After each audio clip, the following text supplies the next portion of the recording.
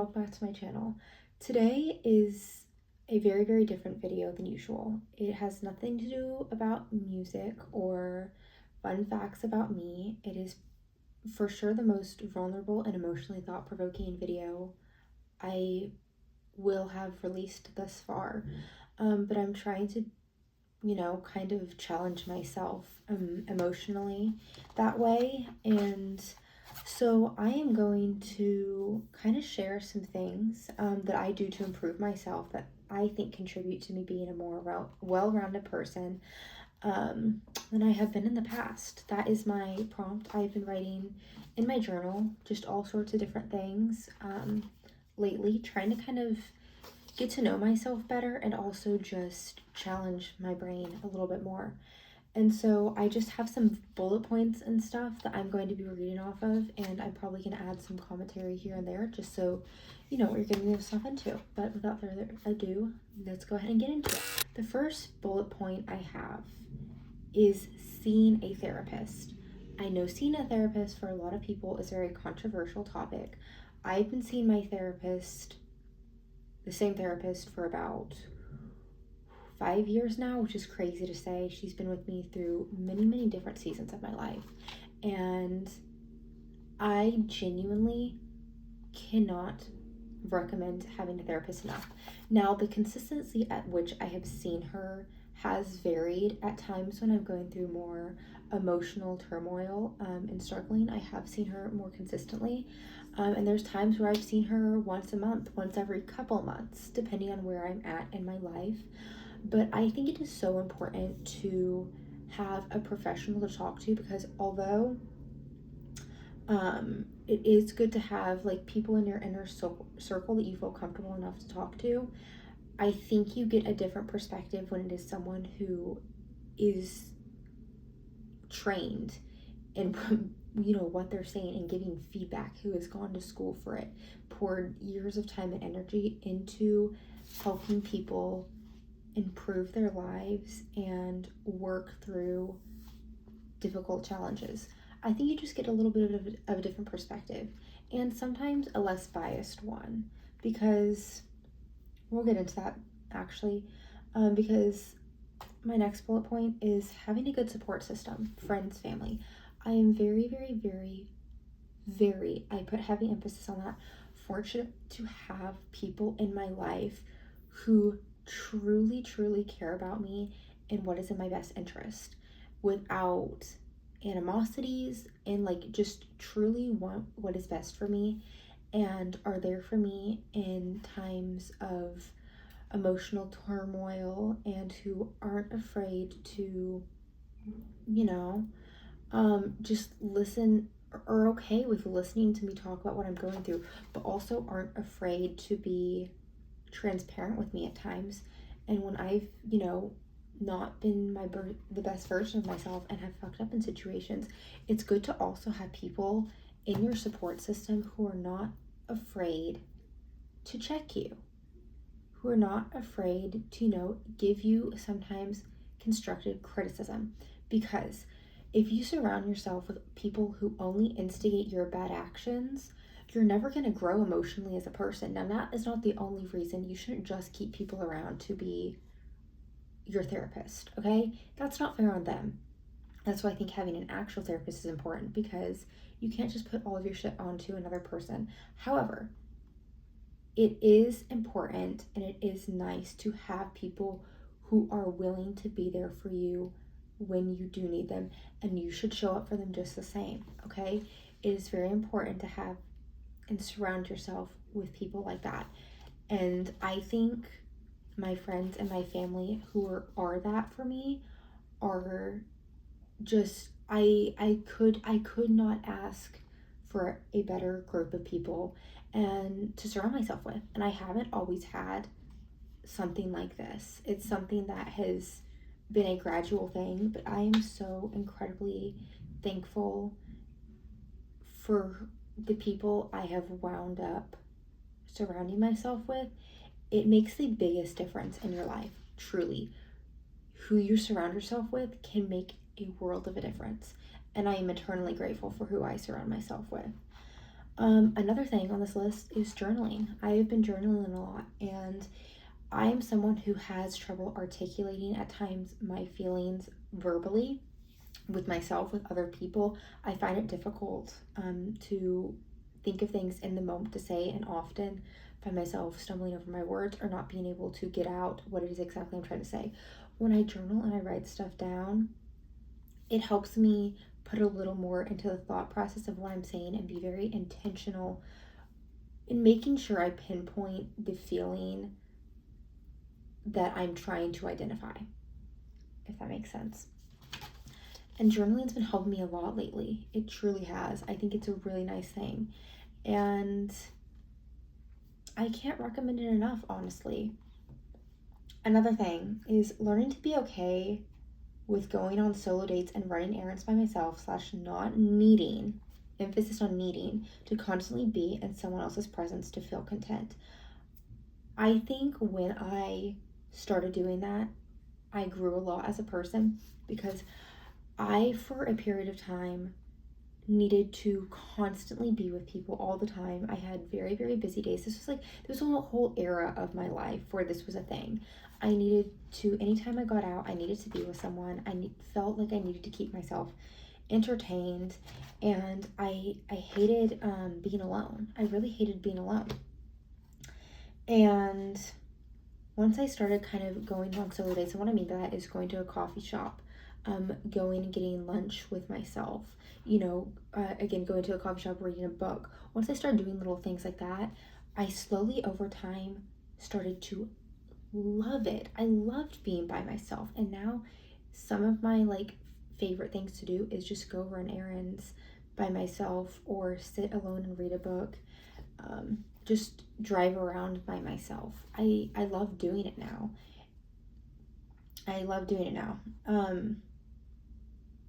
And I think it's a really fulfilling thing to be content with being alone, I do. I think it is an important thing. I'm actually going to circle back to that in a bit, something I wrote. Another bullet point I have, though, is learning to be content and being single and trying to work past craving validation through romance / instead finding confidence within myself and learning that outsourcing validation does not fix your insecurities. And I have this in parentheses. At the end of the day, no one, okay, can truly make you feel better about yourself. You need to already be content with yourself to start. And that is a very difficult thing I had to learn, because I, like a lot of other people, and it's still something I'm working through, seriously craved validation from other people. And I felt insecure, and I felt like a part of me was missing. And so I needed compliments from other people. And I was so into the idea of finding a relationship. It was my life goal to not be romantically alone. And it made me take for granted my friendships, and it made me take for granted spending time with myself. It is okay to be single. In fact, I think you learn a lot about yourself when you take time and are single, and stop trying to, again, outsource other people to fix your shit for you. They can't do it. They cannot do it, okay? Nobody can fix your shit for you. And it's a tough truth. And I'm saying this out loud to also remind myself of that. Another bullet point I have down is thinking through scenarios and acknowledging my faults in areas I could have been better without deflecting all the blame onto someone else. Everyone is flawed, but how you choose to combat or overcome those flaws is left up to you and you alone. I definitely struggle sometimes in certain situations to admit when I'm at fault. It is uncomfortable to have to do so, admit that, hey, you fucked up. I hate doing it. I hate admitting when I'm wrong, and I think most people do. It's a pride thing. It hurts your pride. And you also have to acknowledge the ugly truth that comes along with it, where, hey, I fucked up. I hurt somebody. And has been an uncomfortable thing for me to do, because no one wants to acknowledge, hey, I've been shitty. You know what I mean? But it is something that needs to be done, because you will lose a lot of people when you try and blame everybody else for your poor actions. At the end of the day, everything can't be everybody else's fault. You know? It can't be. And so acknowledging that and admitting that to other people has helped me grow tremendously as a person. And this is something specifically on this list that I am still working on, because again, I think it is a difficult thing to do, but it helps me a lot, and I think it overall will help your relationships, romantic, platonic, in the future, when you learn to do that. Because I stand by this. Communication is the most important thing in any relationship. Any relationship, again, platonic or romantic. Communication is the basis for any and all things when you are interacting with another person. And the best thing you can do for another person and for yourself is communicate how you're feeling. Now, I sometimes know in the moment it can be difficult, say you're in a fight or something with somebody, to communicate how you're feeling. It's okay to come back a little bit later and be like, hey, I was feeling this way, okay, this upset me, and communicate that, because you will lose so many people in your life, and I am saying this from experience, through simply not communicating. It is so important, and learning to communicate with other people about how I'm feeling has not been easy for me, because it's hard for me to be emotionally vulnerable in a lot of ways with people. And communication, again, I have trouble sometimes verbalizing how I'm feeling, but trying to slowly work on communicating my thoughts and my feelings has really emotionally, I think, improved me as a person in my life in general. And I really, really, really put emphasis on people prioritizing that. Now, I'm going to jump back a little bit to when I said learning to be okay with going on solo dates, running errands by myself, and not needing to constantly be in someone else's presence. That general topic, and also just being comfortable with being alone. I wrote something earlier, and I'm going to reiterate it because I think it is an important message to get out there. The second I stopped being afraid and preventing myself from being alone with my complex thoughts is probably one of my biggest personal milestones. Being left alone with them can feel uncomfortable, but I truly believe you learn the most about yourself in the moments when you're completely alone and have no outside factors to distract yourself or keep you stimulated.